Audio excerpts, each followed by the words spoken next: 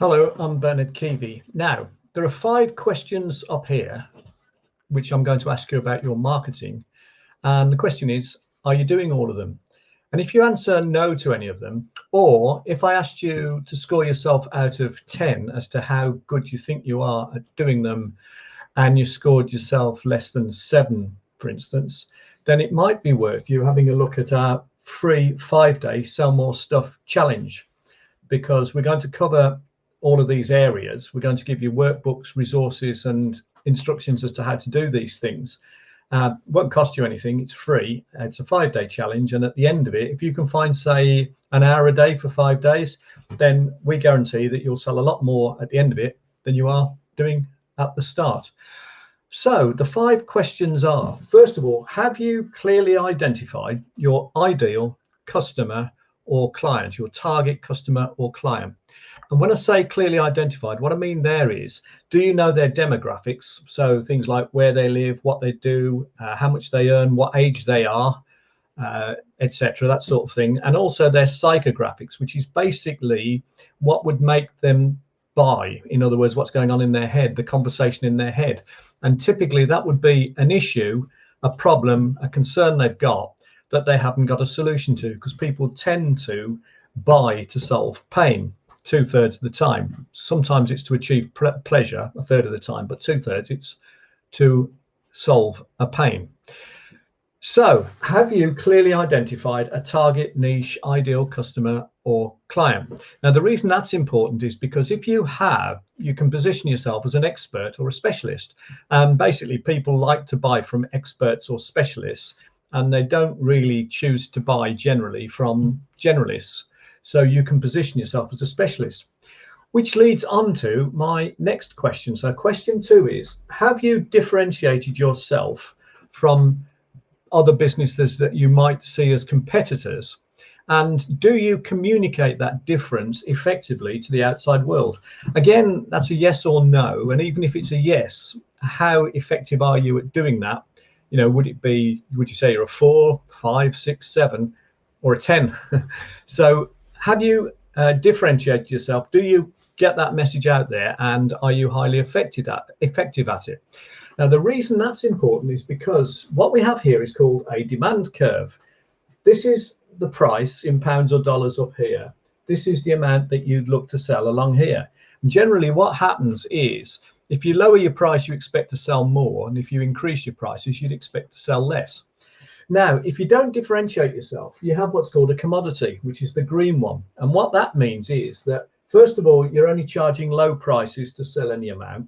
And secondly, you're very price sensitive, because if you try and raise your prices, then basically you'll be more expensive than the others, and therefore you'll lose a lot of volume. And if you try and lower your price, all you do is you set up a price war. So you don't actually gain even by lowering your prices.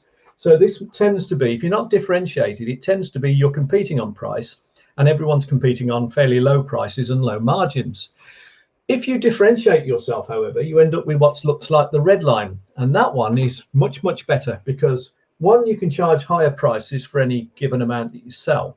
And 2, this is called inelastic. It's not price sensitive, which basically means you could put your prices up, say 10%, and you might only lose maybe 3 or 4% by volume, which means you actually make more profit.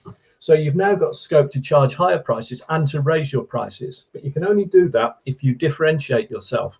So the rule is that you create a difference in your business rather than compete on price. So create rather than compete. So do you do that? And if so, you know, would you score yourself high or low out of 10? My third question is, does all your marketing include all 9 key elements that it should? So it should address the target market, it should address their hot button issue, their pain or concern. You should have a headline addressing that issue, and then a subheadline promising a solution. You should have features so they can justify buying what they're buying, but benefits to make them want to buy it, the emotion behind wanting to buy it. So the benefit is what's in it for you. You should have the differentiator explained here, and then you should take away the risk involved with dealing with you. So you should have social proof, things like testimonials, so that people know that they're not the only ones buying from you, and also a really powerful guarantee. Again, that takes away the risk. And you should have an offer, which I'm going to come on to, And you should have what's called reasons why, where you explain why what you're promising isn't too good to be true, because otherwise people will just make the assumption that it's too good to be true, and that'll scare them off. So that's my third question. Does all your marketing include all the 9 key elements that it should? Yes or no? My fourth question is, have you got a powerful offer, a Godfather offer, an offer that's too good to refuse? And if you have, is it the right sort of offer? Now, what I mean by that is there are 2 types of offers. There are offers here, which I'll come onto in a minute, or offers to appeal here. The difference is that this is at the start of what's called the buyer's journey. Now, if you took 100 prospects at the start of their buyer's journey, 100 of them might buy eventually, and eventually 70 of them will buy and 30 won't. So here you're dealing with 100 and you don't know who the 30 are that won't buy. Here is called the now buyers. This is the end of the buyer's journey, and there's 1 to 3% at any given time for most industries. 1 to 3% are ready to buy now. So if you're targeting the now buyers, you have what's called an incentive offer, buy one get one free, that sort of thing. Whereas if you're targeting all of the 100 here with a view to selling eventually to 70 of them, what you would want now is what's called an informational offer, or it's called an expertise offer. This is where you give them information, things like a data pack or a checklist or an ideas guide, which does 2 things. It helps them on their buyer's journey to decide whether they're ever going to buy this thing or not. And it also proves your expertise and proves your credentials. And it gives you permission then to accompany them on the buyer's journey, supplying further information along the way. And that's called a strategic marketing system. And then when they become now buyers, you need another sales system here, a funnel, to bring them through to become clients or customers. And you need what's called wow factors built in.